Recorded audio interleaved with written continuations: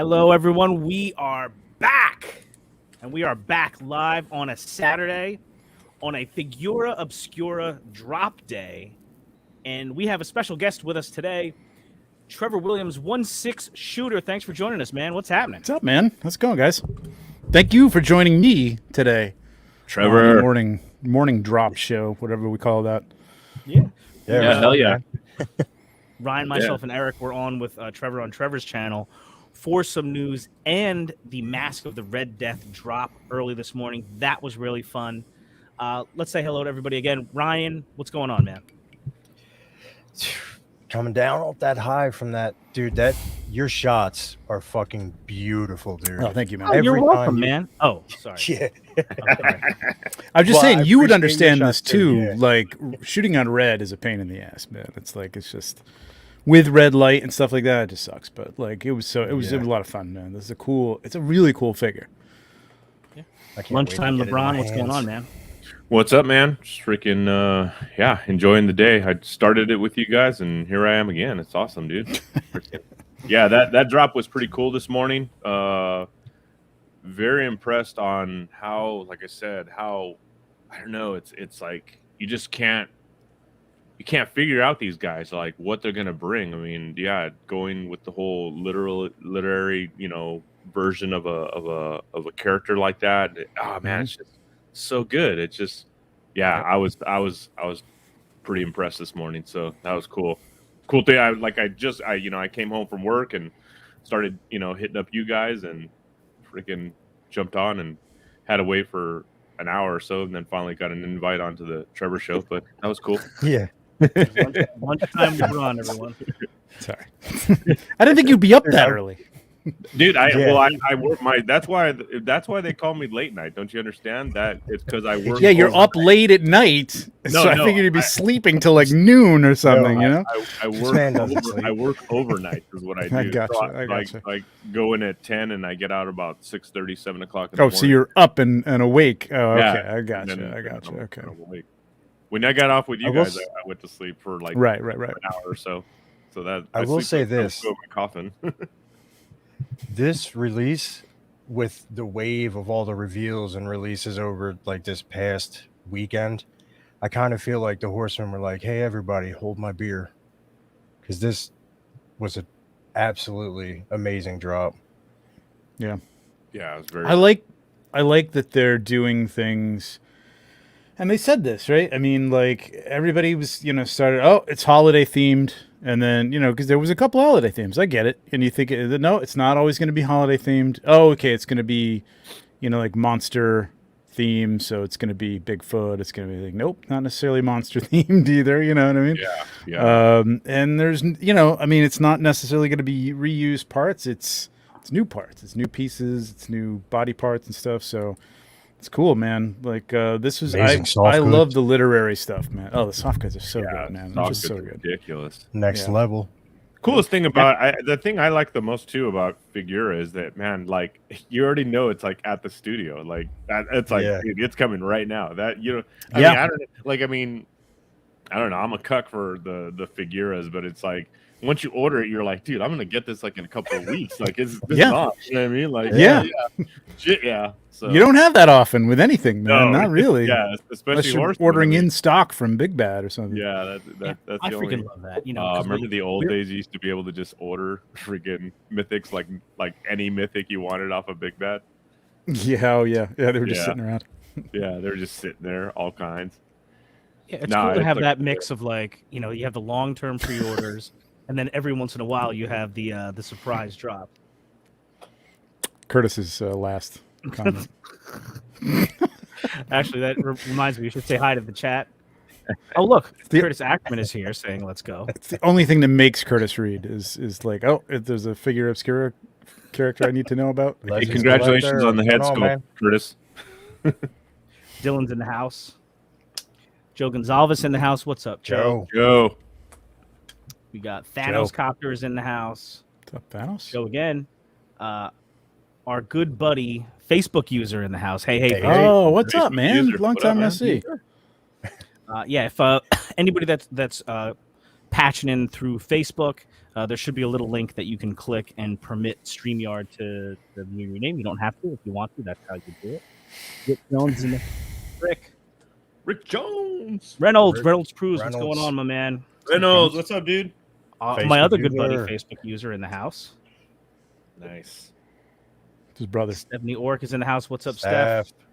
What's up, Steph? Robert Martinez. What's going on, man? What's going All on? right. All right, so back to this reveal. Trevor, can I start with you, please? Sure. So when you got this, the first of all, again, photos are awesome. The Thanks, man. photos are actually incredible. So what was your initial reaction when you sort of saw what it was? Like, do you have any idea what it is before you received the physical thing, or do you open it and there it is? This one, I knew what it was going to be. I mean, generally at this point, I kind of do because we kind of got a plan. You know, things are so tight that I really want to know because I got to get ready with props and sets and stuff like that. And, you know, the first thing Jeremy told me is like, well, it's Mask of the Red Death, which I was familiar with. I love Poe. And I knew the story pretty well, but I didn't remember that it was a black room. Like I knew it was in a castle and there were different, you know, colors within the room and stuff like that. And that was the red room. But, I didn't realize it was all black. And he's like, I don't know if you can like lower the lighting on the walls or something. I'm like, well, everything's not going to be like black, but like, you know, cause you don't really want that anyway, cause you're really not going to see any kind of detail whatsoever. It's going to be a really boring background. So, you know, yeah. So I knew what it was going to be. When I saw the first picture, I was kind of like, and it was just a studio, you know, it's like I don't think it was Chris's shot. I'm not picking on Chris, but like, I'll pick on Chris. He picks on me. But it was just like, it was kind of like, I was like, oh, all right. That's interesting. You know what I mean? Like, but when I got it in hand, just the soft goods, man, are so good. The way they drape, the way they fall over the figure, the way the hands are just, you know, those creepy hands and the way you can bend the arm movement and stuff, like the whole thing just comes together and looks so freaking creepy, man. It looks really, really good. Regardless of whether you're a Poe fan or not, it's just a cool, like, Necronominus coming, like this is just another guy in your Necronominus, shelf or something, you know what I mean? So it's cool, man. It's really nice. But that clock was like a bonus. I had no idea the clock. When I opened up the box, I didn't know it was coming with a clock. Maybe he told me it, but I forgot. Wow, that was so cool. So cool. So nice. And this is the figure stuff that you photographed. They are production pieces, right? They're not like the Production, man. Yeah, prototype, so here's the box. Oh right yeah, here. so you don't have to worry about breaking it or anything. No, or this falling is apart. this is a final prototype, like final production, like pre-production piece that I got. So I'm gonna get another one, but it's close. I mean, it's super close. It all feels like a production figure. You know what I mean? So What's up, Bill? that's Doing great. doing Bill. these then has to be some of the easiest ones to film. That I love these. Yeah. So why do you think there were so many pictures of the Monkey King, man? It was just like, hell yeah, let's do another one. Let's do another one. That's awesome. And I have a did couple not know other that. pictures of this that I those guys didn't use. Well, actually, there was one I forgot about, so like I'm gonna post that later today. But yeah, if it wasn't just for the red and stuff like that, I would have done a lot more photos of this. But I like what I did. I was really happy with it. They were happy with it. So, but it's great, man. It's great to have a production piece in hand for sure. It's fantastic. So this is the whole loadout. This is what comes with every figure, right? What we're looking at here. So you got the figure, all the soft goods. Yep. The stand, which is like a pool of blood, which is if I So go now- back- yeah. What I didn't realize is, and Bill kind of pointed this out to me, there's 4 pegs on there, and I kind of like, oh, this is great. This is going to be, and I don't know, Jeremy didn't fill What's me up, in. Emil? Hey, what's up, Emil? Emil? I'm like, there's peg holes in their feet. Like, this is a great, cool, like, the blood is kind of pouring from around him, from the people that he's, I'll read the story. I won't spoil it for you, but it actually, it's kind of got 4 pegs for the clock too. So the clock has the same peg openings on the feet of the clock. So the clock can be on top of there and the blood can be sort of flowing from that. So either way you want to do it is cool. But yeah, Yeah, it looked really cool. When Bill put it on the clock on top of it, I was like, oh, Yeah. that looks freaking awesome. It's going to be a nice accessory. I mean, here's two things, like beyond being like a cool figure. If you're not whether you're into the Red Death or not, whether you're into the whole story or whatever, if you're into photography, you got a clock which is going to be used, and the crow piece can come off, so you can simplify it, make it a little less elaborate looking. The the blood piece is actually going to be really good for some shots of people like having somebody in a pool of blood or something like that. Oh, It's yeah. going to be great for that. I'm going to use it for that. So I mean, some great pieces, and the cloth goods, like we said this morning, you could easily like dye those a darker color, black or purple or something like that. So Absolutely. a lot of customizable, usable pieces here, even if you're not, going to keep it all together, which you really should, because it's beautiful. Yeah, and I remember this when we were on this morning. Like, Mask of the Red Death is a title that is familiar, but like at first I was like, God, I don't really remember this. But then I forget, somebody, Trevor, probably you, like mentioned, oh, it's an Edgar Allan Poe story. I'm like, I remembered back like being like, I don't know if it was in high school or grade school, but in my English book, I remember this being a short story in the book. So that was freaking cool. Yeah. Yeah, I mean, I remember that. It's the same thing. Like, I remember I must have been like elementary or like junior high school, like reading it like one time in like a school book, and yeah. But yeah, I remember reading it. I had like a kind of a creepy picture book of it. Like, it was like kind of a kid's book, but Here, read this before you go to bed, Trevor. it was, yeah, exactly. I was fascinated by it, man. It had some really cool, creepy illustrations in it too.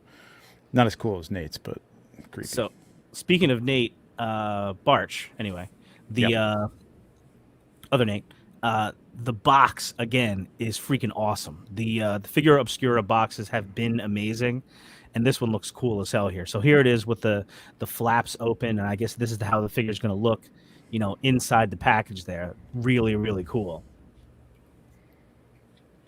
Like how they made that mat still, so you can use that for like a photography background. That's I'm gonna take credit for that because I remember you saying it. Yeah, because when they first started doing it, I'm like, oh, this is great. And it was the Krampus one. And I tried to photograph it, but like it's glossy, and like getting lights in front of that is like, there's no way everything reflects off it. I'm like, it'd be great, guys, if you could do this matte, like we could actually use it for the back of pictures. And since then, I haven't really used it for the back of pictures, but that's fine. Curtis says, I had no knowledge of this character, but that's been the same for most Figura Obscura. I love learning about these characters. Definitely another cool aspect to this whole line is that I feel like a lot of people are learning about brand new legends, folklore, characters, literature they didn't know about before. Like, for instance, I was not familiar with the Monkey King at all, and it was because of Figura Obscura I started checking some of that stuff out. So that's I'm actually reading the book really right cool now. I'm actually reading the Monkey King right now. Yeah, Nice. I had heard of the figure or the character before, but I never like indulged or like researched it or whatever. Yeah, I went out right after the drop. I went out and bought the book, and yeah, I've been reading it. It's good. It's actually good. It's a cool story. Yeah, the Vincent Price, the Pit and the Pendulum is great. Oh, I vaguely remember the Mask of the Red Death. I may have to go back. I mean, they stretch these things out because Mask of the Red Death is a shortish poem. So, I mean, to make it into a movie of an hour and a half length at the time, they stretched it out quite a bit. But it was still, I think, it was very good. The Pit and the Pendulum gives me Saw vibes.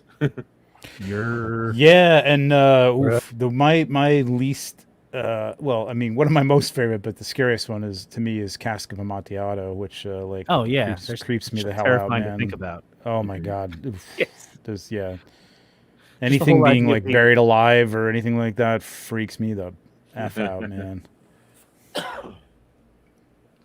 right, let's check out a few more photos here. Where's my thing at here? Maybe if I was buried alive and had a YouTube camera and an account or something, that'd be fun. Sit and talk to people. Here we go. Here's some other shots.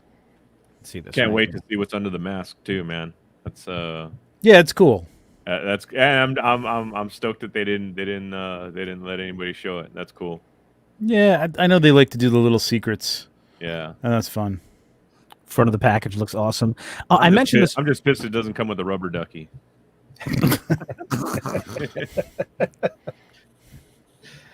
I am still. I mentioned this earlier today, and I was just kind of impressed, and maybe even a little taken aback by the fact that they did this character right, this Red Death character, and like I said earlier, pulling no punches. Like this is like creepy as could possibly be creepy, scary.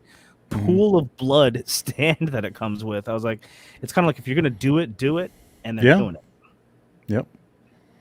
And just the details on the clock, like you were saying earlier, like the pendulums basically on the clock, all 3D detailed. You could have gotten away with doing that as like a printed piece or something inside there. You know what I mean? Like, but it's all really looks really good up close. So it's You fantastic. totally made that freaking crash box dial look different. That's for sure.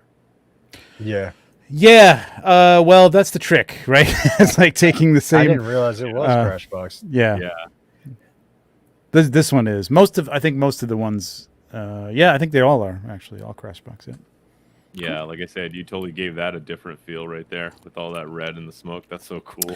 Well, that's the way to make, keeping the room looking not, gray or detailed or something. Yeah. And, this could be a dark gray black room, so Yeah. keeping with the theme. Yeah, Allison, it jolted what's up? my memory when they were talking about it, and you guys were talking about the different color windows in the room. So I'm like, oh yeah, I'm like, I Yeah. remember that. That's what Mhm. brought it back. I was like, Mask of the Red Death. I'm like, Yeah. oh. And then when you started talking about the windows, I was like, oh yeah. So cool. I love how he has all the characters that isn't it to like personify like the seven deadly sins or something like that? Yeah, that's not like, I mean, it's kind of like, it kind of fits, although it's not part of the story necessarily, but the fact that he's got the revelers basically, and the fact that he did those as the seven deadly sins is real. I didn't know that. Like, I started looking at it, I figured it out who's who, but Yeah. I just love, I mean, he's got all the colors of the rooms back there. That was a brilliant way to, I mean, it Yeah. could have been like, the red room or whatever, but there wouldn't have been much interest in that. Like, this is like, it really tells the story. He's Yeah. awesome. He's so awesome. cool, man. Everybody check out Retro Toy Princess on YouTube. Hmm. That's Allison's channel. It's really cool. Nice. All right, so I'm sorry, I'm just bouncing around to all the different things I set up here. So next up, trying to get all the photos in. Some of these are going to be doubles up, but That's all right. there we go. So here we go. Another shot of the package opened up here. Here are the other items or some of the other items actually that come with the all-in. Again, you get this cup, this new style of cup, just one of them, not two. And then a pin here, Red Death pin. And then separately over on retrorags.com, you can get some Red Death merch, some Red Death shirts here. Really? So that's some of the other stuff you can get. I hate to have to get another black T-shirt because it's all like I own. Yeah, that black one's But that black one looks killer. that black one's metal, dude. I love it. I'm all over the black one. Curtis says, I always get an all-in, but this is the first one I didn't feel I needed extras of. It has some cool parts, but none that I feel I needed for customs. It's interesting Curtis says that, though, because Yeah, it is. This is the first time we're getting almost all of these parts, right? The first time we're getting them, yeah. Again, Yeah. we'll see some of these with Poxus and Necronominus coming up, but we won't have that. I mean, we'll have Poxus fairly up, soon, but Casper? Necronomicus not for a while. Yeah, I have to agree with Curtis. economics. I'm kind of on the same boat. Like, I wanted a couple of extras, basically just to mess with the soft goods, and maybe possibly one to try something different as far as coloring on the body parts. But it doesn't really have a lot to give as far as like extra parts. Like, obviously, there's no armor, there's no like pauldrons, there's no like. There's one like dagger, it's not like a bunch of like weapons or anything like that. So, yeah, as a customizer, looking at it. First thing was, like I said, oh man, I want to mess with the soft goods. So I was like, I got to get at least two extras, you know what I mean? Just to mess around with them. So I get that because because it's such a specific body, it's basically an emaciated zombie body. So like, if you're going to make a zombie, cool. yeah, if you're not, yeah, it's although I could see with Cosmic, I could see these arms being alien arms. I mean, they're not the Aesopitius arms, as somebody thought that they were, or limbs, but I could see them being used as a non-human, body parts for cosmic for sure. Yeah. Like an alien creature or something like that. Yeah. Yeah. I actually have a cosmic torso that I've been waiting for some bear arms to use. So yeah, this would probably There you actually go. work perfect for that. Yeah, yeah. Especially with the hands and everything. So I mean, they're kind of almost old, like an old man arms or old woman, I suppose. Too. I mean, they're a little more. They look a little more deathly, but they could be used for an older person if you're looking for like a wizard, or you're looking for an old townsperson or something like that too. And I think the sash is a really cool. I mean, not that the bottom piece isn't something we already have. I believe the little tabard, but the sash around the waist, I think, is a really cool thing. yeah. But I get it. There's not you don't need a dozen of these things. No, no, probably not at for all. customizing. Yeah. Unless you want the soft goods, and the soft goods are great. Like I love what Bill did with some of his pop and swaps, especially with the soft goods, like taking that one piece, because it's a 2-piece piece of soft goods. Basically, it can be 3-piece if you snip that little thing on the hood, but I wouldn't recommend it. But no, you can. It's not that big a deal. Just keeps it in place, keeps it from falling off. But that little over-the-shoulder tunic type of thing works great on like the gladiators and stuff like that. It's really cool. Yeah, totally. Yes, So the lower basically- legs are. Are unique to this figure. Yep. Oh, so those are new parts, the legs. Yeah. See? I was wondering if they were part of like the zombies or the builders that they were releasing with. I don't think so, because AS5 those or AS6. have. I gotta refresh my memory. I'm sure everybody's done the research. I don't do the research like this all the time. But Like I said, I saw the legs, the lower legs, and the first thing I thought of was painting them like a brown or like a dark green or like a grayish color to make them like a tattered pair of pants to see if you could. You know, I think the upper legs work. are from the zombies, and the lower legs obviously are new because we don't have bare lower legs yet. We have. Yeah, the Curtis armor says for the the lower zombies. arms, lower legs, waist piece, torso, head, and soft goods Right. are all new. Upper legs are the zombie legs. I forget who said it earlier, but they are really good at hiding that knee articulation. Yeah, And, on like, this one, that- that's kind of a it new looks really thing good. because of the bare legs. I think that's the first time they've done that. So like that worked really well. I like it. Yeah, it looks cool. I mean, that's going to be different when you bend the knee on a Yeah. completely unclothed figure, but it's not going to be too bad. Speaking of the articulation, how about the range of motion in the elbows? That was surprising how good it is. Yeah, that's crazy. Yeah, that's way over a 45, right? Mhm. Yeah, that's Oh cool. yeah, Very yeah. cool. I don't think I took it. I don't know if I have anything like that. I might have another Maybe one. now people will be able to pose the figures. Are you Yeah, sure? I know. Wasn't there a shot earlier on your stream where it had it? Bill kind had of taken behind one, I it? think. Oh. On That might have been. All right. I don't know, or maybe I don't know. Maybe somebody else did. I don't know if I took the elbow bent. Bill did. Hold on. Maybe I can pull that It's such up a too. tight deadline for that stuff. It's like, oh, that'd be a great idea. But unless we think about it, unless Jeremy says, "Hey, take a picture of the elbow," Yeah. like, not thinking. Rick Jones says double jointed is next. I don't think so. I don't think so either. Yeah, it was funny for anybody. So Chris and George did a live this afternoon too. I don't know if any of you guys got to catch that at all. Yep. But they tried to fake us out.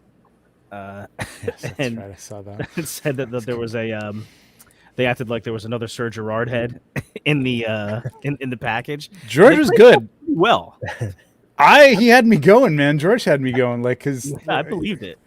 and Chris didn't like just give it away, like I thought he probably would. Oh, speaking of people involved with the Red Death Figura Obscura release today, coming to the stage, Jeremy Gerard. way. Hey! Jeremy. What up, Jeremy? Happening, man. What's up, everyone? How Jeremy. you doing today? No, thank Doing you for great, joining man. us, Doing great. Busy day today, huh? Yeah. Did something Oh, happen yeah. today? Yeah, a little Exactly. something. Little something. It's trying to. Oh, I have it muted. Okay. Beautiful bigger figure, picture of man. that. Great. Talk about obscure, man. It's awesome. I guess, hang on a second. Said, Thank you. Thank you. Always, I was surprised by how many people had never had a chance to read that short story. So it's kind of cool. You know, I saw a number of people say that one of the things they really like about Figura Obscura is the educational aspect, the fact that it introduces people to new characters and new, you know, in this case, literature and stuff. So that's kind of neat. So I'm happy for that. yeah, it's awesome. yeah. Awesome. Like we were just talking about like people, you know, getting into stuff like the Monkey King. Like I'm reading the Monkey King right now. It's like, you know, it's so cool to, I'm sure, like I said, and it's so cool that they, another thing that we forgot to mention, you guys adding the mini comic book or the mini book with it. That's so cool. It's like, okay, I don't have, you know, if people don't have, you know, an edition of Poe in their, you know, library of books, I mean, you know, having to go out and, oh, well, I want to know what this story is all about, you know. But yeah, that's I'm so one of cool. those The way people. you guys laid it out, so awesome. There are audio books too, Curtis. Just I so mean, you know. It was really Or cool. YouTube videos. This was one of the ideas that, you know, we were talking about as we were discussing the additional items that we could include with this for sale, like the pins and the mugs.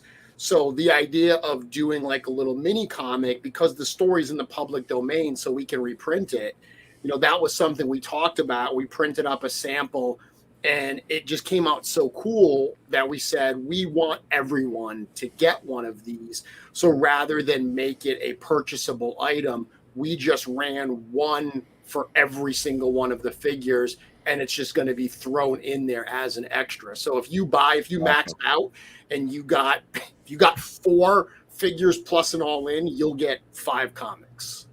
Nice. Awesome. That's awesome, That's so man. awesome. I didn't even notice that at first, but since somebody pointed it out in the chat during Trevor's stream earlier today, they're like, "Yeah, and you get a mini comic," and I was like, "What?" So I raced back over to the listing, and I'm reading through it. I'm like, "Oh my gosh, you do!" I'm like, "That's so incredible," and it's perfect that it's the kind of, you know, writing that you can actually make into a mini comic. Like that's Yeah. Short super enough. cool. Super cool, man. Well, I mean, You just need mini bags and boards for them too now. yeah. Well, like one of the things that's cool is because, you know, all the artwork for all Figura Obscura characters gets created specifically for that release. So, you know, Nate read the short story, and so much of what he drew up for it was based on the short story. So being able to match the artwork to the actual story itself and present them side by side, you know, obviously you can't do that for every single thing that we produce. Like Krampus, there's no specific like Krampus story that we could do that with, but something like this that comes from literature that's in the public domain, it's a perfect chance to do so. So I'm happy that we were able to make that happen. Cool. Nice. Very cool. Jeremy, I don't know. There's your elbow articulation. Yeah. Wow. Oh, yeah, you get a lot. There you go. Super cool, man. nuts. Look at that. Awesome, man. I mean, come on. You can't be There you go to all the naysayers of the articulation. Yeah, and then I mean, and again, like look at that elbow too. Like look at the elbow, like visually, it's not a So he can mess. reach You up know what I to mean? take his mask off. Totally. Yeah. It's cool too. Something I really dig about it is because of the way that the articulation is, you know, if you stand it straight up, you know, you can get a very straight looking character, but if you bend that forward with that new neck articulation, you can get like a really kind of hunched over type character. You know, I have him here. He's literally just holding an extra swig staff that I painted the ball red, but I know a number of people had talked about him being like a red priest type character, like a cultist or something, and he works wonderfully for that as well. Yeah.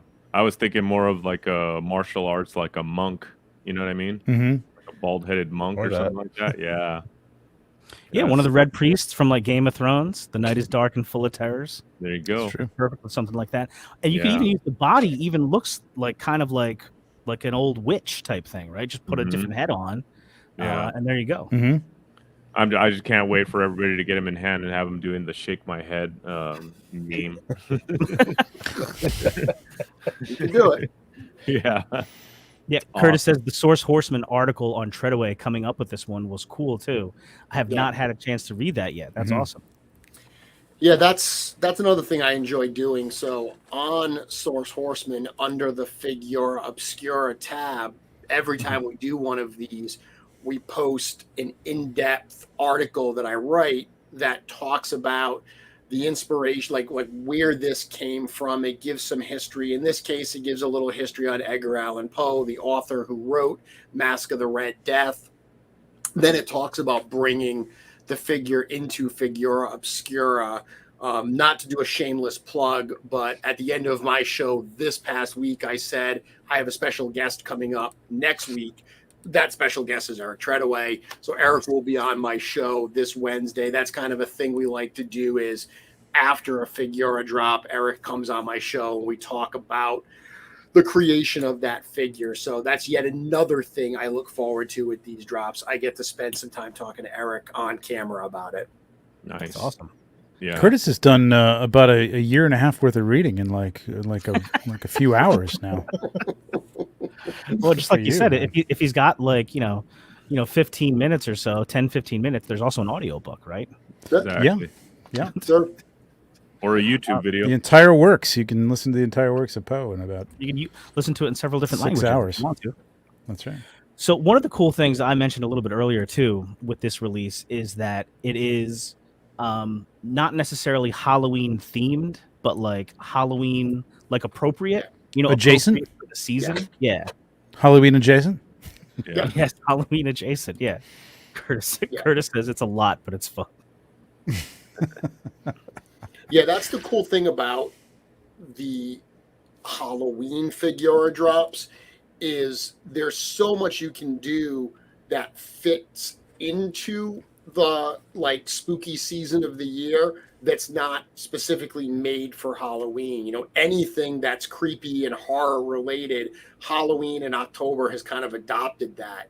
But you really can get both. You can do something that feels appropriate for the season while still not being like a true Christmas is a little different. Christmas, like so much around Christmas is unique to Christmas. Halloween has that ability to kind of cross boundaries a little bit. Yeah. I'm waiting for Halloween to break out. Like Christmas in July, like it's gonna be Halloween in March or something like that. Yeah. It needs to rebrand itself. So it's extend the horror throughout the year. I mean, people talk about it all the time, but it's got to be tough to like it. Number one, it's got to be tough when something like this is coming out, not to let anything sort of out of the bag or whatever. But it's got to be such a relief when it comes out and you can finally talk about it, right, guys? Yeah. Yeah, for me, it's like one of the moments I get excited for is when Trevor gets the figure, because once he gets the figure, I have another person I can talk to about it. Yeah, I know that's true. Like someone who hasn't seen it, because at the studio, like I can talk to Joe and Chris and George and everybody, of course, but they've seen the whole life cycle. They've seen the birth of this thing. So for someone like when Trevor gets it and it's his first impression, or when Bill gets it, like when Bill gets it in the mail and I get a text from him going, "Yo, this is amazing." That's really cool because I have someone new to share that kind of first look excitement with. But yeah, I mean, you have to keep it quiet because it's part of the job, but it is nice to finally be able to talk about it with other people who are going to appreciate it as much as you do. Yeah, definitely. Yeah. And now part of the fun. It's like Bill's keeping review- secrets from your kids on Christmas. You know what I mean? It's like it's fun. That's a great analogy. I'm just gonna throw this out there. There's a whole panel other than Trevor right here that would also appreciate that. Yeah. I'm just saying. I'm the word here, Jeremy. We'll all be quiet. Exactly. Yeah, I mean, It's not easy, man. And then hosting a show about this stuff and having people talk about it. It's like, geez. Thank God, like the Figura Obscura is like announced like the day before it goes up, and there isn't like weeks of build up. It's like, yeah, okay. And people doing freeze framing the lives and the videos and Yeah. searching for little clues. And Exactly. Did Did he look move to his the left eyes? there? Yeah. Did he look to the left there? Exactly.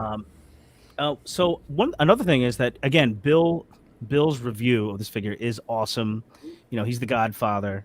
So check out Dork Layer's review of this figure, and he did a lot of cool things in that video, including giving us a shot of all of the Figura Obscura figures that have come out so far. Yeah, And that was cool.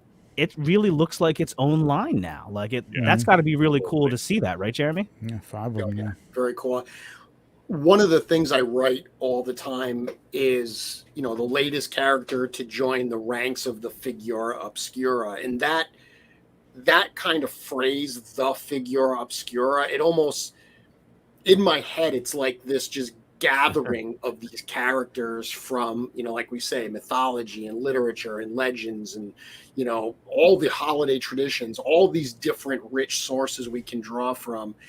It is really, really cool that we're now at the point where, like you said, it feels like a series. It feels like a line, as opposed to just a couple like one-off holiday releases. It really feels like it's finding its footing now. And I mean, the list, Eric and I have a running list of possible Figura Obscura ideas. And there's so many exciting ideas on that. So to see this going forward, being successful, the fact that, the fan base, the Legionnaires really do seem to enjoy it, which means we get to do more of the stuff on that list. That is very, very exciting for what the future may hold. Jeremy, can I ask something? When you guys, I mean, obviously you've got what now? Five different characters now? Is it 5? Yeah, that's why the teaser and the teaser image. I can't believe nobody got that. The clock was on the number 5. 5, because yeah. it's the 5th Figura. Like, So we fact have that 5 people thought it was 5th of November and it was Guy Fawkes. I was like, I never even saw it. So Count them up. Count them up. as you guys Somebody are count going them. As you guys are going through these figures, and I mean, obviously, you guys probably have, like you said, a list of cool, characters that you can utilize and stuff. When you finally get down to making the decision, like, okay, here's like, let's say the top 3 we've chosen to possibly do next. Who finally, or how do you guys finally come across about the decision of saying, okay, it's going to be the Mask of Red Death? That's the one. Like, who's? It's all Eric. Okay. So we talk about different ideas and what could be cool for those ideas, how we want to interpret it. Even something like Father Christmas, like early on we had a conversation, and remember, Father Christmas was very early in the line, because Krampus and Headless Horseman were both designed like at the same time. Right.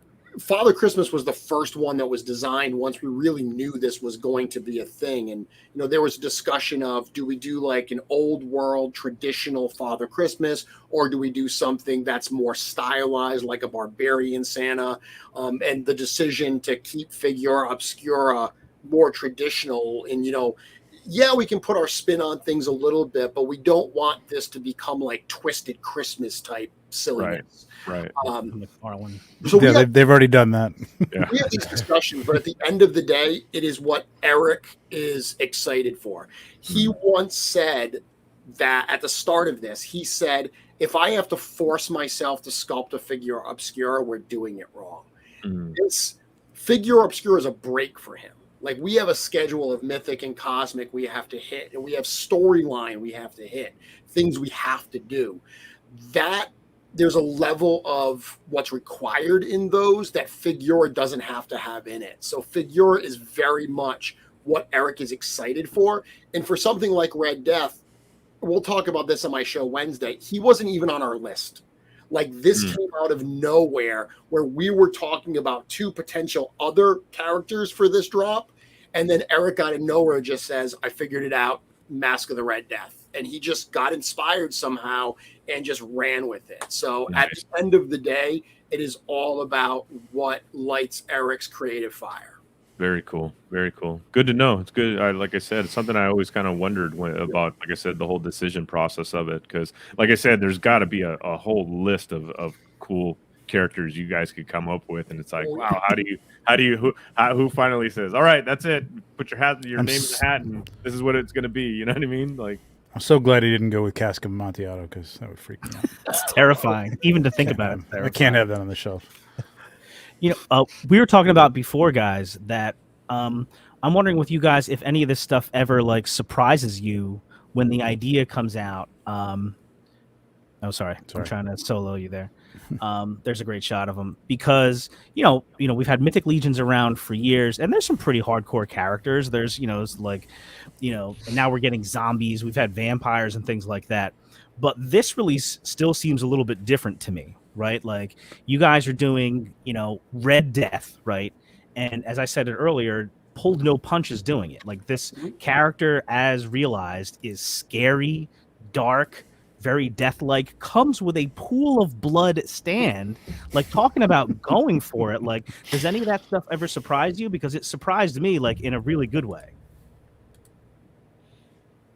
Yeah, absolutely. Just the the expression of this thing, all the, like I said, the coloration of the hands, and like I said, the long draping red robes. It's like, it's all, like I said, it just, every single time they do one of these, it just throws you for a loop, because you have literally no idea what to expect, and anything that you do expect, it's completely wrong.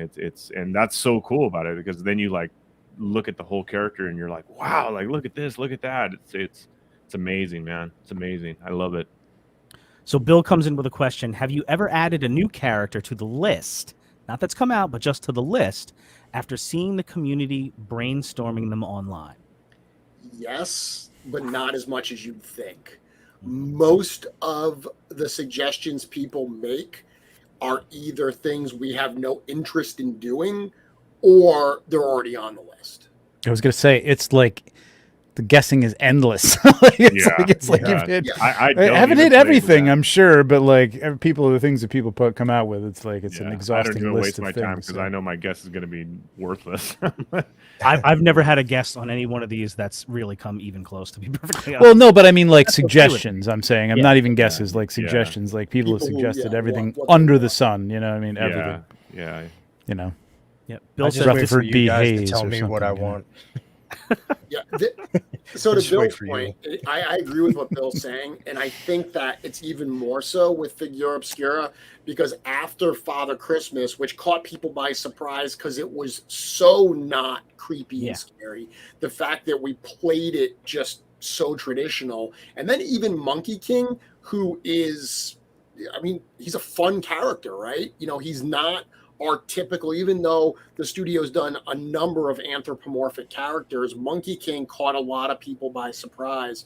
Mm-hmm. Red Death really feels like something that is right up our alley, and I think the gruesomeness of it is emphasized because the last two releases have been so much tamer. Yeah. Mm-hmm. Yeah, Joe Vaspolo says Eric's imagination makes nightmare fuel, but it's so wide. Like the different kinds of characters that have come out of that brain, they run the gamut, right? Oh yeah. And if you see the list, and if you see other things that are in consideration, not to pick my favorite child, but Figura is my favorite of the three brands, just because of that variety, because of what's going on right now, the event style, aspect of Figura Obscura. These drop weekends they're something special. They're really, really fun. So it's my favorite, but knowing what's coming and seeing the insane variety that we're going to get in this particular line is one of the reasons I absolutely love it. It's my favorite too, because their production. Right, you get to shoot all production pieces. Yeah, and that's not taking anything away from your other photos, but you take it to another level with these because you are able to with those figures.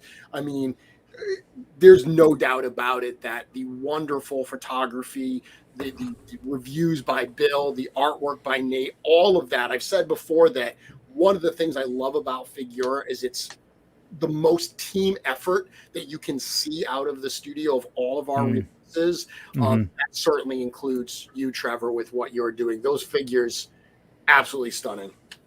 Thanks, man. Another reason why I love Figura, that's true. Yeah.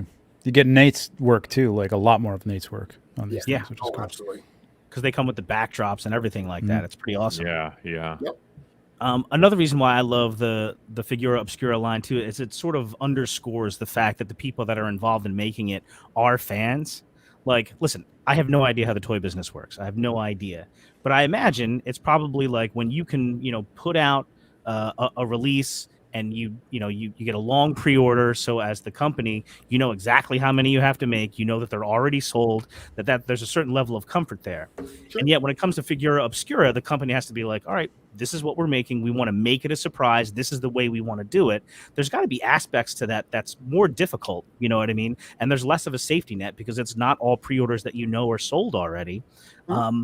But the thing is, like, that part of it is so fun. The fact that the company is like, the studio is like, this is the way we want to do this line. So this is how we're going to do it. And you see, as soon as the first teaser goes up the day before, the Facebook groups explode with all kinds of speculation and stuff. And yeah, it's fun. So like, personally for me, I love all that stuff. I eat it up.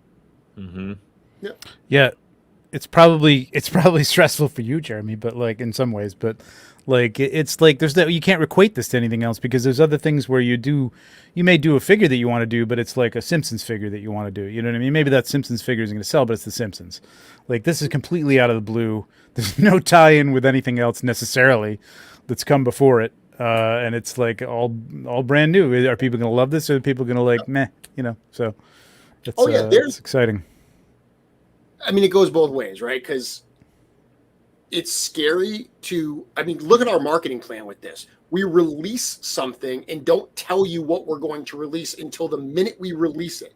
Yeah. So there's not even a sense of like build up in terms of people sharing it and all stuff like that. But on the flip side, you see all the people that are like, I bought 4 of these today before I even looked at what it was. Yeah. There's an aspect to that. It's like you think about it, like watching like a lot of toy shows on YouTube and stuff, and there's an anticipation, there's a buildup, and people can talk themselves into things over time, but people can also talk themselves out of things over time. So the fact that it just like comes out, it's like, here it is, grab it or don't. You know what I mean? It's kind of fun because it's just like, I'll get one. I should have gotten one. I'll get it later. You know what I mean? Like now I'm gonna pay a little more, but like it's fun. It's kind of fun. And if I could say, kudos to the studio, man, for jumping hard into the diorama prop game, man. That clock is freaking out of control. It's like, what? Need more of that for sure, man. Here we go. 4H Studios prop masters. Yeah, that's awesome. That's a beautiful, beautiful freaking piece to go with that. It's a really cool piece, and this is funny, but so I have it right here. I've been looking at this thing. I mean, Red Death was sculpted like last year. So I've been looking at this forever now. I did not realize there's a raven on top of that clock until today. Shut up. I knew Trevor, I knew it was there. I didn't associate the raven with Edgar Allan Poe's okay. Gotcha. I saw it was there, but it didn't register with me that Eric sculpted a raven on the top of the clock because of Edgar Allan Poe's The Raven. Well, and it wasn't until Dennis Derby messaged me today and said, "You even put a raven on the top of the clock." Yeah, the raven, yeah. Cool. That it clicked in my head, and I was like, "Oh, of course, that's why there's a raven there." I just looked at it as one of the sculptural details on the clock itself. Mm. Well, that I got, but it just feels simpatico with you. I didn't know it was there either until I took a couple pictures, and then I looked in the box, and I'm like, oh, shit, that goes on top. Damn it. All right, I guess I'm shooting those again. Jesse Arnold checking in, and Jesse, one of the few people that actually guessed correctly. That based on the good job, Jesse. Mask of the Red Death. You know why? Jesse reads. Yeah. Jesse actually reads. It's fundamental, kids. More than just the chat. Yep. There were a few. I did see a few people. Only a handful, though. Like 2 or maybe 3. Bill said he saw 3. Can I actually talk about this comment? By all means. So I will say that the whole short notice and all that stuff, people would be amazed how much we consider that stuff. right? We're not just like, I saw someone say, wow, the horsemen don't let grass grow under their feet. They're just merciless. Yes, we're a toy company. Our job is to sell toys. That's what we're doing. But there are certain times where your hands are kind of tied, right? So with this particular instance, this happened a week after the end of the Ox Crew sale. Originally, it was supposed to be next week. The reason we moved it up a week was because so much stuff is hitting, right? Grave Knight is on the water right now. The retailer figures are on the way. We've got to get all of these out. Legion's Con is coming. The idea of having an extra week of shipping was very attractive. So that's why we moved it up a week. That was kind of done by logistical necessity. But that also being said, there are some people that purchased Ox Crew on day one. There are people that maybe didn't purchase Ox Crew because they're not doing Cosmic.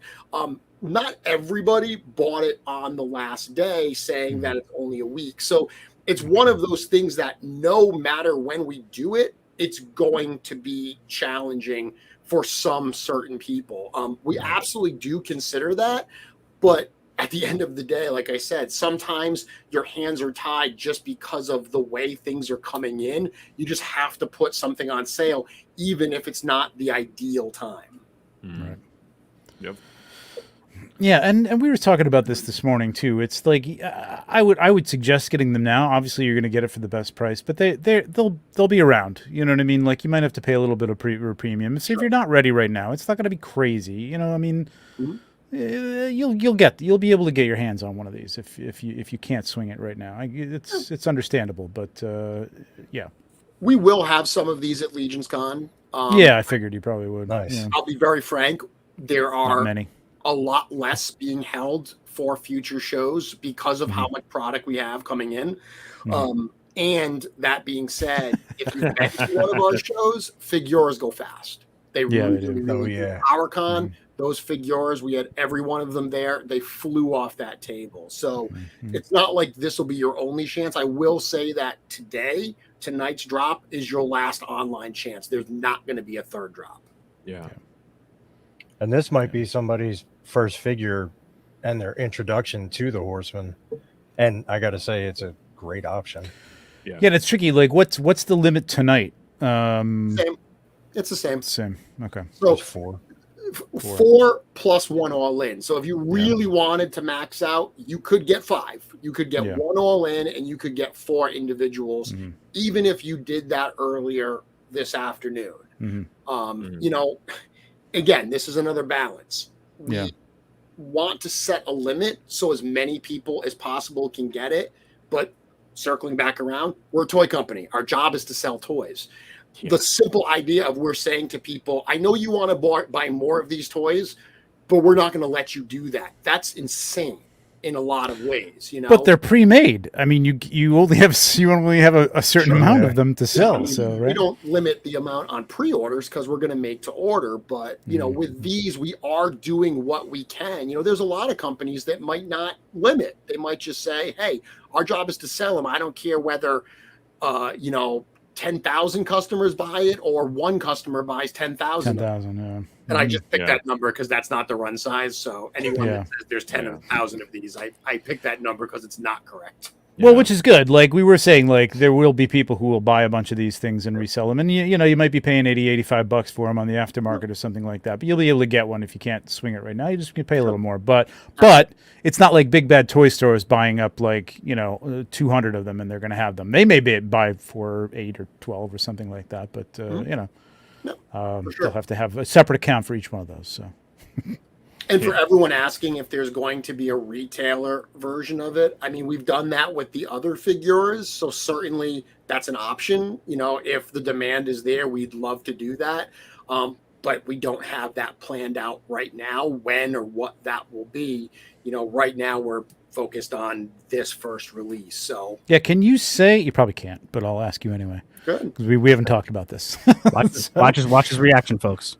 Yeah, right. Watch his eyes. Watch his eyes. Do you base that on the response to the figure, or is it just something that's like, yeah, we feel like doing it, we don't feel like doing it, or we think it would work, we don't think it would work? It's a little bit of everything. Yeah. If there's a really good idea for it, Yeah. right out of the gate. Like, I know a number of people have said, oh, you should have done the green glow and the dark one as the standard release for Headless Horseman. We had talked about both versions up front, and we wanted to do the more What's up, Bill? traditional. Hey, Bill. What up, Bill? Yeah. Yeah, we want to do the more traditional literary type interpretation first. Yeah. And then do the more cartoony one after. So it's a combination agree of with that. we have a good idea. Is there demand for the product? And do we have a spot to put them? Are retailers clamoring for it? With these figures, retailers tend to contact us and say, will we have a shot at this? We would love to be able to offer this. Yeah. A different version to our customers as well. So we've been very fortunate that doing the retailer versions has been very viable, and hopefully it will continue. Nice. All right, so real quick, we just brought on another individual who has a key part in this release today. Yes. Absolutely. Bill from the Dork Lair with the incredible fire review. Welcome, Bill. Thanks for hopping on, man. It's a party. Hey, what's up, guys? Can you hear me? Yeah. Hey, listen, guys, I gotta get going. I gotta get my kid to work and stuff. So sorry, I gotta cut out short here. All right, man. Bye, All right. Eric. Take it Have a easy. good one, See you, Eric. Eric. Have a good one, you man. guys. Awesome Bye, drop, you Eric. guys. Freaking so Thank awesome you, to be a Eric. part of Thank it. you, I'll man. see you guys later. Great shirt, Eric. I want that shirt. That's right, baby. Pitbull. Later. So, Bill, man, tell us about what was your first reaction? I mean, we saw your first reaction, but tell us what you were thinking, man. When you Can I say something first? Oh, sure. Bill told me today, like, I don't know if we were on the air, but like he thinks the people like don't want to get to the review and don't like him like opening the box and finding out what it is. That's my favorite part of the whole Fair freaking point. We review. want that. I love Like, that. I love it. But I love it. want I it. love that The part. data, I can literally see I'm the data su- on I'm sure. YouTube, and it's just like they just jump right over it. So this time, I decided to do edits. The last ones, I didn't really edit them.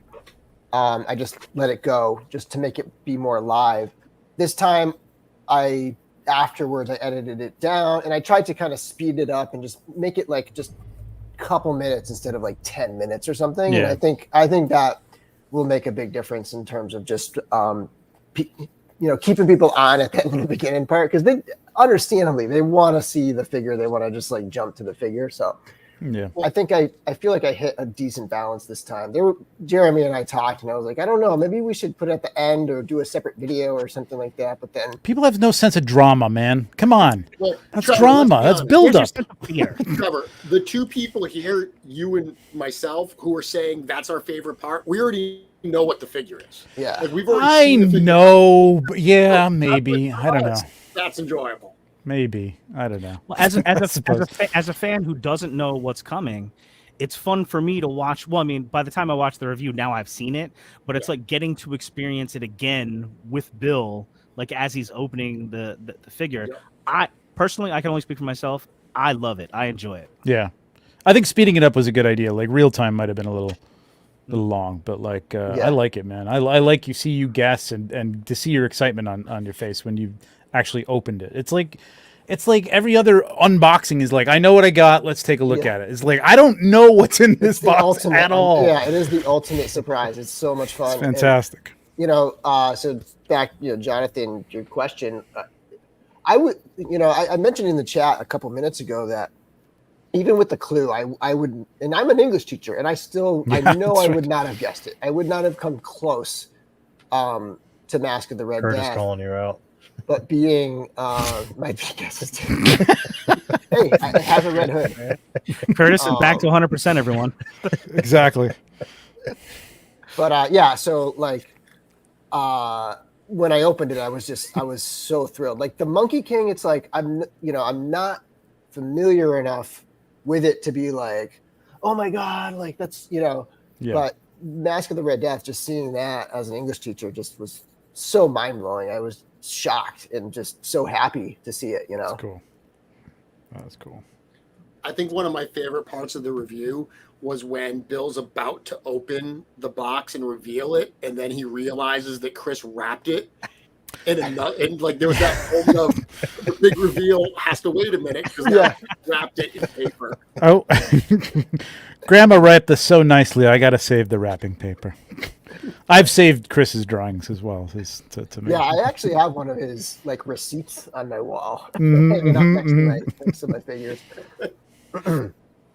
And then on the on Chris and George's live earlier today, they did confirm that the front of the clock is supposed to come off and be able to, come off and go back on and stuff like that. Bill, you Yeah. gave us a great shot in the review too. We were talking about this a little while ago of the elbow articulation is incredible. Yep, it is. One thing you pointed out, Bill, in your review that I didn't even know because I hadn't tested it was that the ankles don't fit. They're different than the standard 1.0 ankles. And I immediately reached out to Chris and I said, were you aware of that? And like I said, I didn't even know that, but apparently that was known. And it's exactly what you said, just because of the like thinner legs. Yeah. They had to reduce that a little bit to make it all work together. Mm-hmm. Steph says that's her favorite part too. Yeah, that's great. And then getting the Glad to review hear. right after the reveal is very cool. So another thing I mentioned too was that in your review, Bill, you give us a great shot lining up all of the Figura Obscura releases that we have in hand so far. And it really, as you pointed out, looks like it's really a line now, which is really cool. Yeah, it's that moment. I usually just do, a figure in the middle and then one on each side, pretty standard YouTube toy reviewer type thing. And at that point, I was like, I got to get all of these in the video. And it just, it really hits home when you have them all together. And it's funny because I don't have like a Figura Obscura shelf right now. But after doing that, I'm going to carve out some space and just make it dedicated to that. And I actually have I have a double set. I'm doing that thing that collectors do with this line specifically. And I'm doing one sealed, one to open with this line. I've done that. One to rock, one to stock, right? Yeah. That's right. I have a set of sealed ones right on the side here. Yeah. I have Curiosity, Bill, if you don't mind me asking a question, Jonathan, and hijacking your stream here. I'm curious because you mentioned seeing them all. Now that there's a number of them out, there's 5 of them out. We've got some variety. I'm curious if everyone here has a favorite that's come out so far. That was actually, I swear to you, that was going to be my question. That was your question. Well, then, Jonathan, I teed you up. Go for it. No, go for it. I'm interested to hear sort of everybody's answer to that question. But we'll start with you, Bill. You've had them all in hand right now. Do you have a favorite, and if so, which one? And why is it the Headless Horseman? Honestly, part of it is the fact that the Headless Horseman was the first one that I was invited to do this with. And so, for that reason, I think that one's always going to kind of be my favorite. I think in terms of just straight up surprise and wow factor and just kind of really I don't know, just realizing something big about the line was the Monkey King, because that was the first one with a lot of new tooling specific to that. So when we get to this one and there's a lot of new tooling specific to this, it's not as surprising and shocking, right? But and then as an ELA teacher, this one, so it's tough to pick a favorite. But if I do have to pick a favorite, it's going to be the Headless Horseman, just because of that. That was the first one for me. So Ryan, how about you? We're in a similar spot because we get to see them for the first time on the Saturday morning when it comes out. I know you and I have all the ones that have come out so far, so you and I haven't handled the Red Death yet. Do you have a favorite of the Figura Obscura figures so far? I'm gonna have to go. It was Headless Horseman, but when the Monkey King came out, it actually bumped the Headless Horseman for me.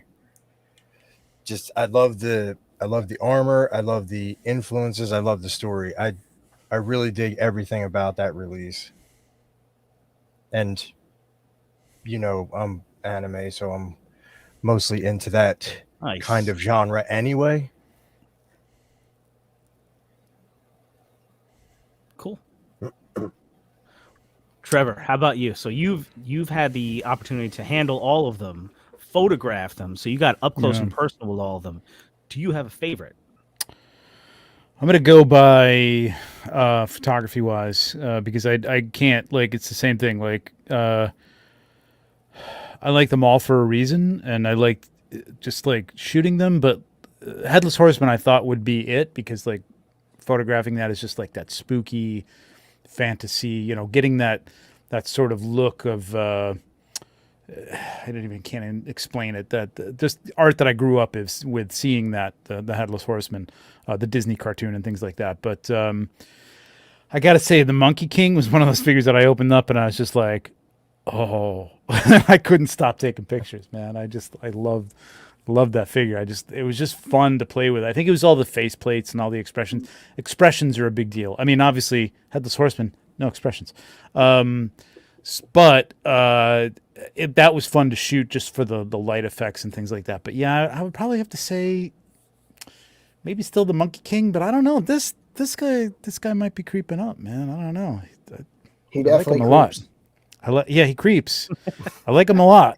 I like him a lot. I like the possibilities for other things, beyond just even the Mask of the Red Death on the shelf with the Figure Obscura on the Figure Obscura shelf. I can see him doing other things, so I like it. But yeah, Monkey King, I would say so far. Jeremy, the spotlight is on you. So I know this is going to be like choosing one of your children, I guess, sort of. No, it's easy. Totally easy. All right. So there's recency bias with Red Death. Yeah. I absolutely am still just basking in this. Cloth goods. Insane. Wonderful figure. I do think that Monkey King would probably be my favorite. But the honest answer, my favorite Figura Obscura is the next one. Oh, what a professional. I know what it is. It's funny because, like, I have a little bit of an insider role on this, but I have to wait till, like, if they're gonna do it again for my channel, like I have to wait like everybody else until like a week before or like 2 weeks before. So Yes, I'll never know. That might end up being my favorite too, Jeremy. I don't know. We'll see. Sons of guns. Damn it. Shit is unfair. So, But I don't know. Monkey King is great. So, switching to a completely different topic, on the whole, it's a surprise drop type of thing. There's the gift card strategy, right? That, go ahead, buy a gift card, just leave it in your account. That way you'll always be ready for a Figura Obscura drop. If I was going to do that, how long do you think I should wait before buying one of those gift cards to have one in time before the next drop? Wow, that was clever, man. That was almost Was going to it, work though? right there. Almost So- going to work. I think if you take like the Price is Right dollar bid approach and you get one now, you'll know you have it before the next drop. There you go. Like I said, a real professional, man. I got another question. Well, I don't know if it's a question because you guys really can't say anything about it. But I just wanted to jump into as far as my favorite. It really is difficult because right now I'm all pumped up about the Red Death right now. Yeah. Like I love like the eerie motif of it, and immediately I thought of my wife doesn't like action figures. She's not into it, but she's cool about it and stuff Shocking. like that. She just prefers that I don't leave them all over the first floor, even though I do sometimes. But above our TV, we have this shelf, right? And sort of like that is permitted to be like a holiday display, something like that. So I'm about to set up like the Halloween one. And when I saw this thing immediately, I'm like, oh my God, I need red lights up there. This is going to go perfect with that Nosferatu, the Symphony of Terrors or whatever it was called. Mhm. Like, I'm like obsessed with this one now. But I got to give some props to Krampus because Krampus being the first one, it came out of nowhere. I remember when that was announced, nobody knew nobody had any idea what it was going to be. True. So that really, Bill, you've said this a million times about different things, especially in the Legion's line, that are game changers. Krampus was the game changer. He was the one that sort of ushered in this whole idea and made this whole thing possible. Yeah. Give him some props. And that one, I mean, they all do because they all have a different audience, but like that one really felt, you kind of could tell that it was opening people up to legions in general and bringing in a lot of new people. It's probably the best one to start with because it was so. I can't use this word again, but adjacent. You know what I mean? There was a way to put that on the Legion shelf and have it say this mixes in with these things, which is also why I think a lot of people came out of that going, oh, it should be a barbarian Santa. Like, no, it's not, no, no, that's not happening. But then you got like the Headless Horseman is just so epic, right? He's a showstopper because it's a whole set with the horse too. Yeah. I'm super pumped up about the glow in the dark now that's on the way. That was the one that I think people were just like again, it's something you recognize. It was good. It was good to get people into this line. I think that. Well, I mean, the numbers and stuff, Jeremy, but like I think Krampus was like interesting to people outside of Mythic Legions because they knew Krampus. A lot of people understood Krampus to some degree, but the Headless Horseman, everybody knows the Headless Horseman. You know what I mean? Like it's just so that was like the thing to like really like I think put the nail in it that like this is what this is about and this is what you should be looking forward to going forward, not necessarily horror but like different things, not just holiday related stuff, but I guess whatever. So you know what I mean? We're very fortunate that this wonderful community of Legionnaires continues to grow. Every time we do a pre-order, there's a percentage of those sales that are first-time buyers, and it's incredible. That's a sign of a good growing community and a good growing line. Figura Obscura have more first-time buyers than anything else we do, which makes a lot of sense. Even people, I love telling the story. This print right here by Tom Whalen, Tom reached out to us to tell us what a fan he was of our products, to ask if we wanted to do a collaboration. Tom's first Legions figure ever was Krampus. He knew about the toys. There was nothing that ever had him pull the trigger until he saw Krampus and said, wow, that's super cool. I know the character, holiday display, all that stuff that you hear people say. They get that first figure in hand and suddenly they're like, this is what Legions are like. I've got to go and get more. And that was the Headless Horseman did that in a big, big way. That is the one that really just seemed to strike an audience. So many people that had never picked up one of our products did so with that because, like you said, Trevor, it's just such an iconic set that people wanted for their collection. I was talking to Dwight from Hasbro, the designer at Hasbro. That was his first Four Horsemen. Well, I mean, recent Four Horsemen. Mythic Legions. Yeah. Post Mythic Legions figure was the Headless Horseman. Yep. Cool. Lots of people. All right, so I'm not sure. This is something that's sort of been like rolling around in my head, and I'm not sure what to do with this kind of question with this panel because there's probably only three of us that can really answer the question.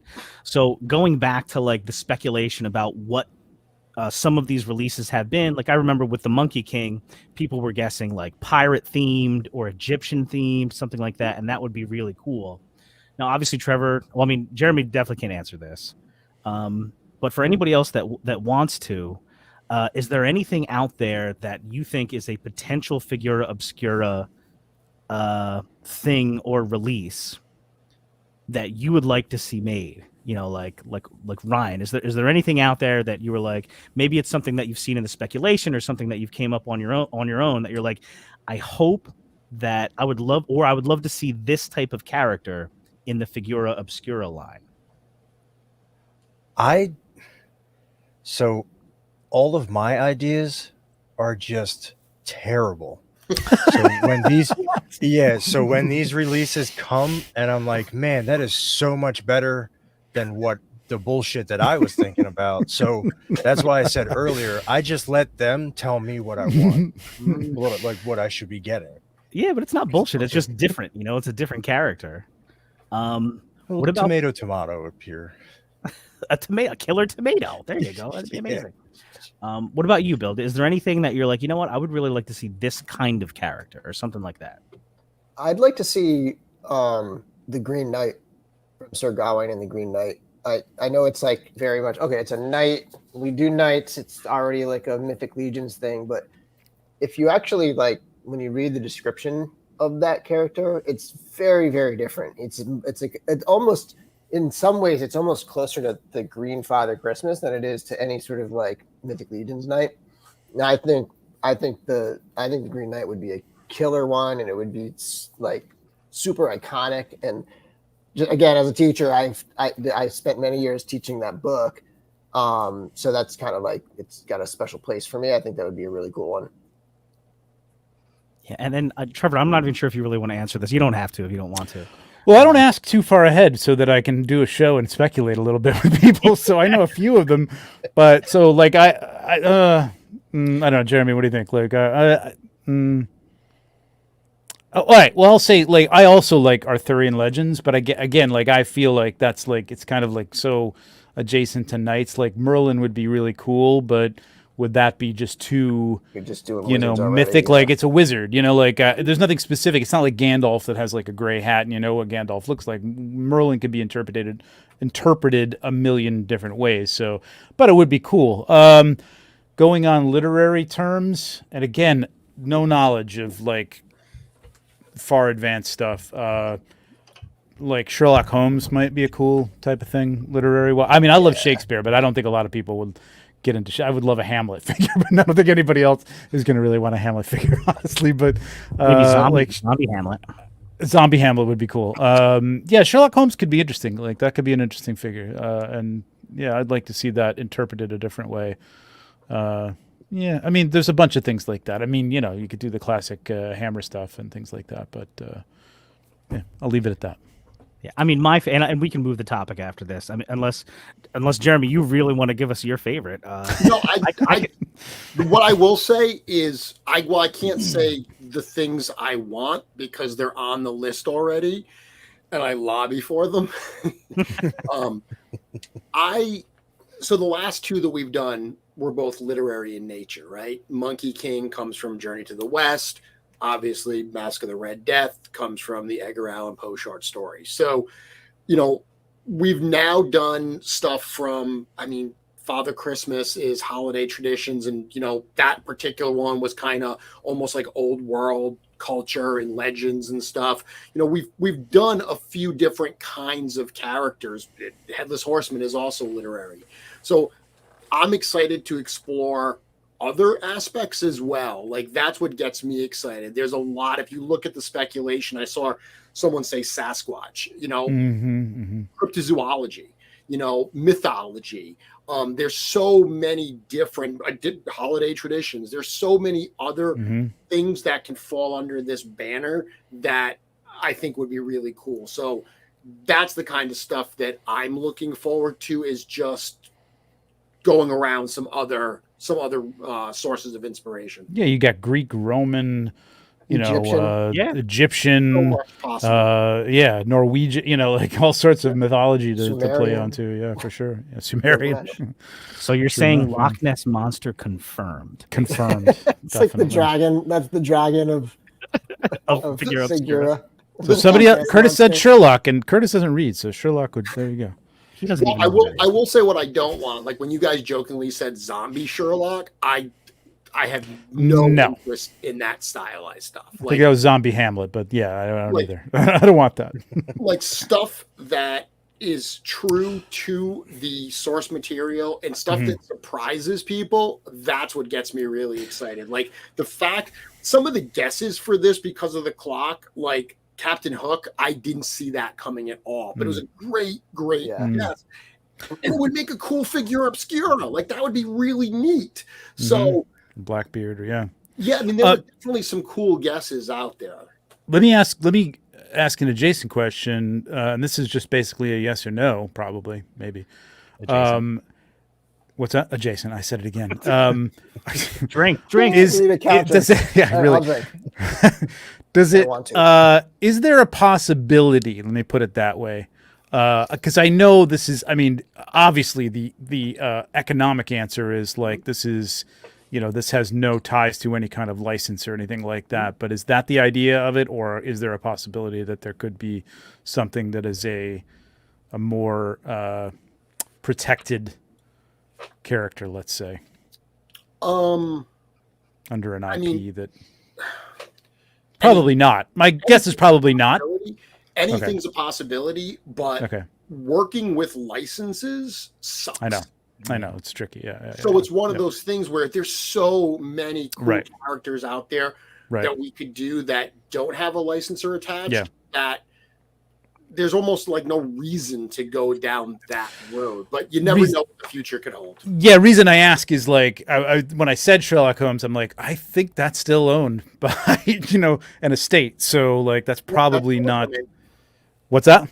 Is that public domain? Yeah. Okay, I didn't realize that. Certain interpretations are like there are certain aspects that might still be owned.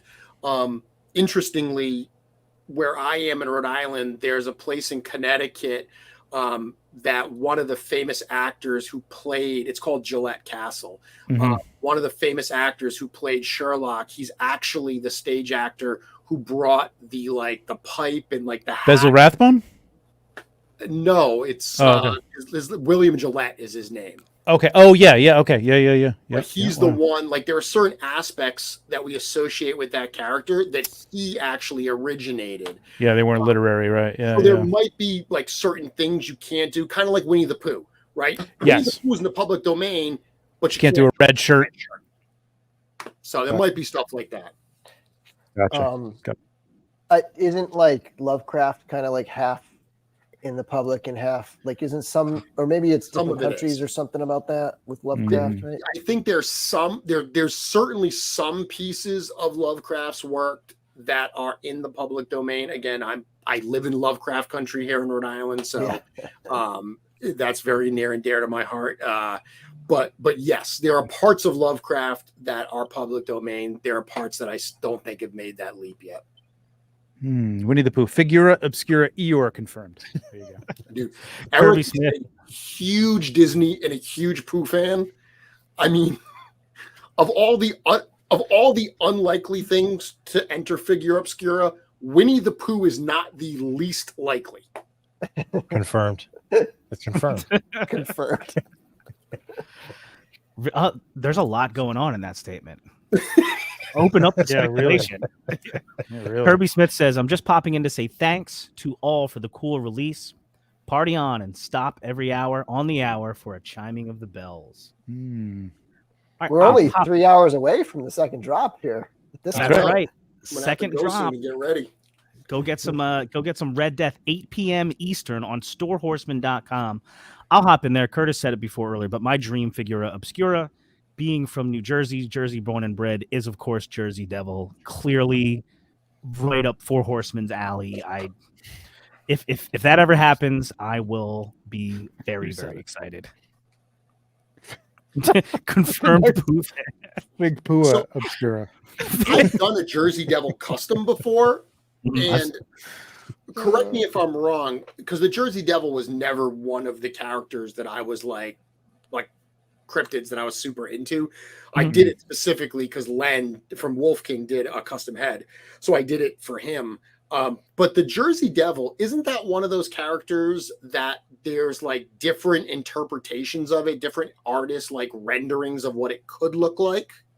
Yeah, sure, 100%. So I mean, it's like the general story is that it's Jimmy Leeds, right? It was like there's multiple stories, but the one story is that Jimmy Leeds was a kid who got lost in the woods or something like that, and ended up that became the Jersey Devil. Probably the most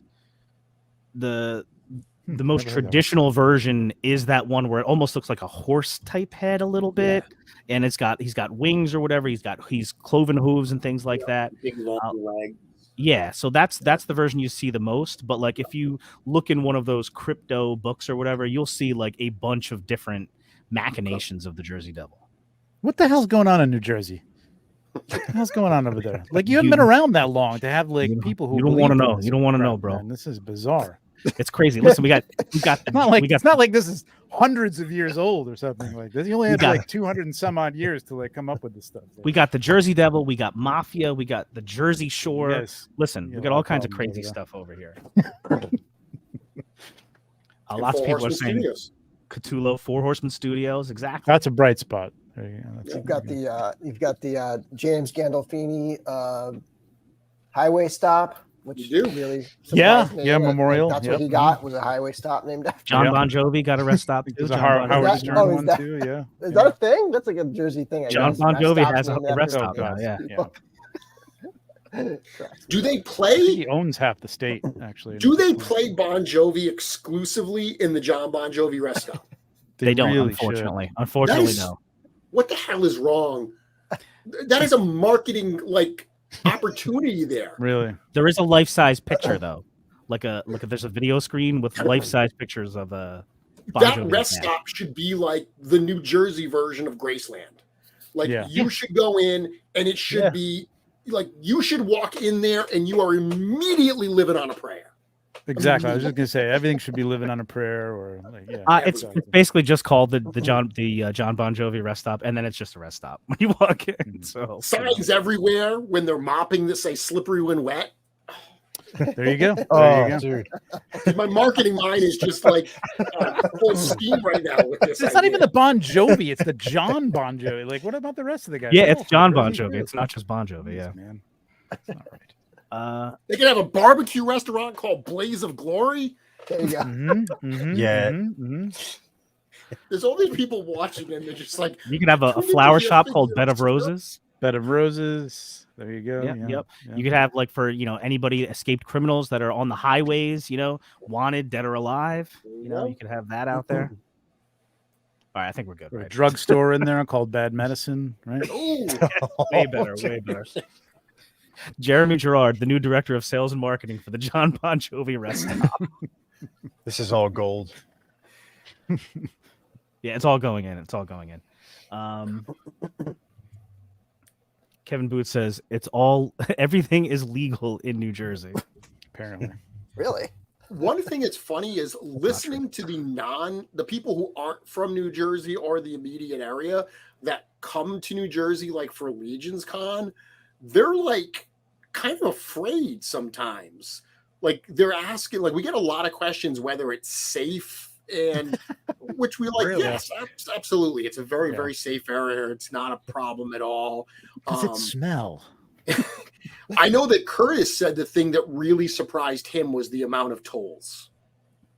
Oh, So, yeah. so speaking Not shocking, as no. a lifelong New Jersey resident, I will say that I think a lot of New Jersey's bad rap happens because there's that section of the turnpike right by the airport that is horrible. It's like an industrial area. It's It awful. doesn't smell nice. It doesn't look nice. It doesn't smell good. Yep. It's And that's this kind of like fucking- when you come in. You know what I mean? much. Like yeah. I So know. it's a Yeah. bad look. Everyone's first experience with Jersey. it is. that. Yeah, it's not great.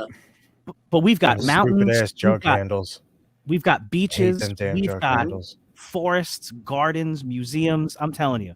Yeah, the suburbs are Jersey really is a nice. Yeah, the great jug city. handles, man. Ryan, you're right, man. Good lord, the I traffic. hate them damn Everything handles. is legal except for left turns. Ridiculous. So Oh, unlike stupid. Long Island, which is just a dream to go to, just amazing. It's very easy. We got listen, man. We no got one traffic. highway that goes front to back, and we got a couple that go north to south. You're I all set. did vacation in Rhode Island this year. I was going to ask how many people. Bill, I would imagine, has come to Rhode Island. Have any of you three ever been to Rhode Island? My wife and I went to through Rhode Newport. Island. It was delightful, actually. We went to Newport and we I've loved never it. so. stopped in Rhode Island, but I should. I definitely should.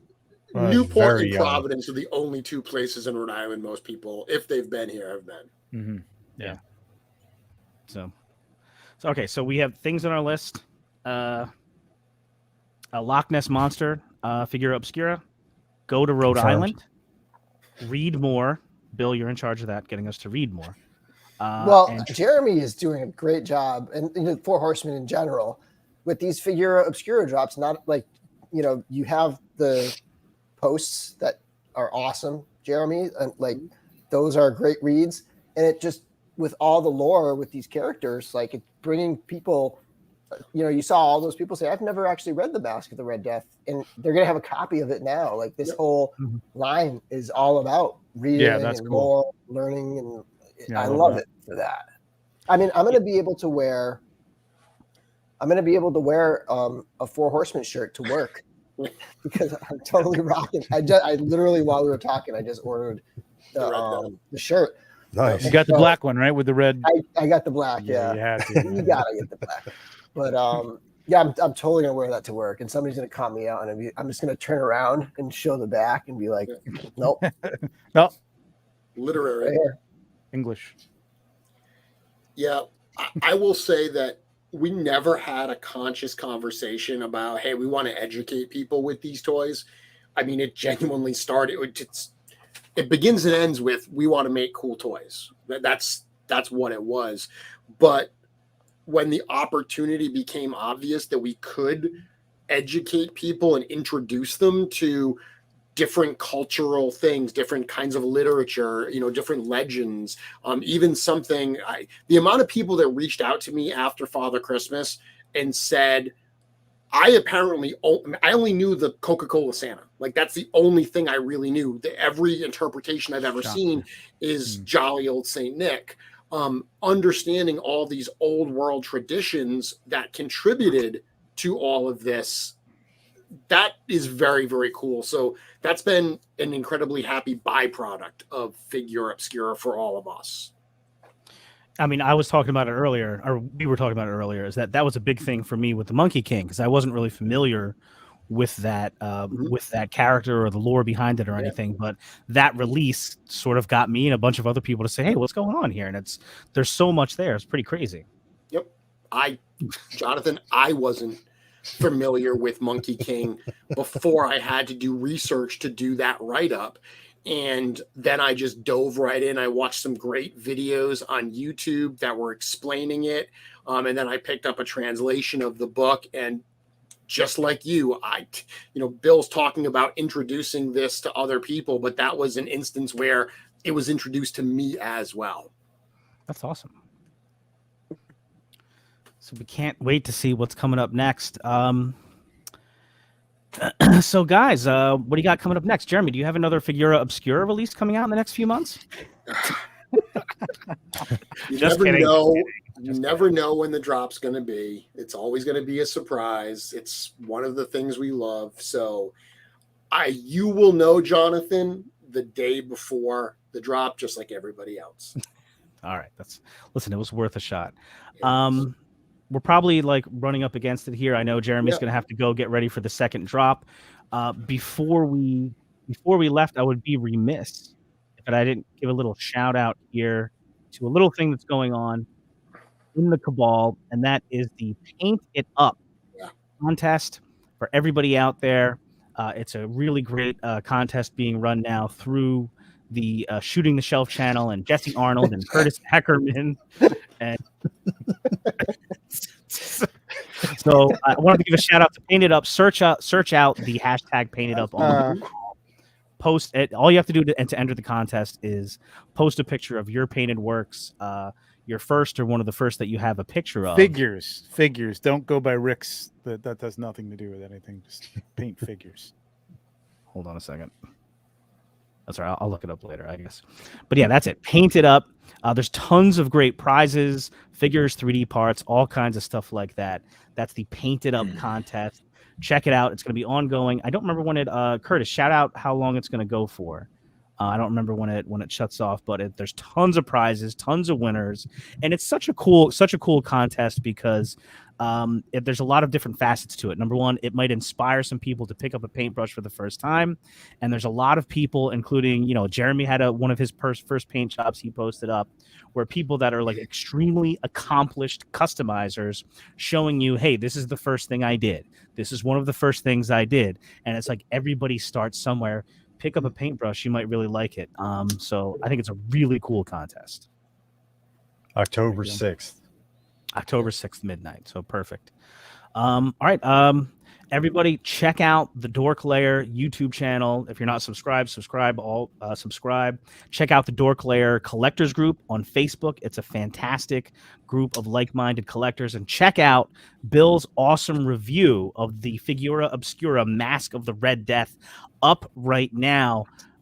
It's a really great review, really great look. Any final words, Bill?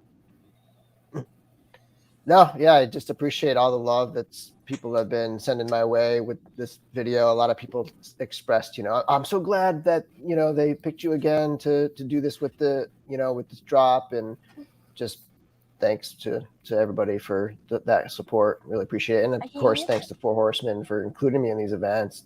You know, it's an honor every time. Hi, Amber. What's up, Amber? What's up, Amber? What's going on, Hi, Amber? Say hi. Eric, you snuck back in.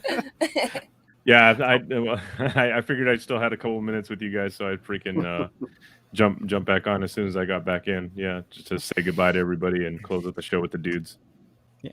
Everybody check out 16_shooter on Instagram to check out Trevor's photos. Again, Trevor, you knocked the photos out of the park. What do you got to say, Thanks, man? Monday, Road to Legions Con Part 2.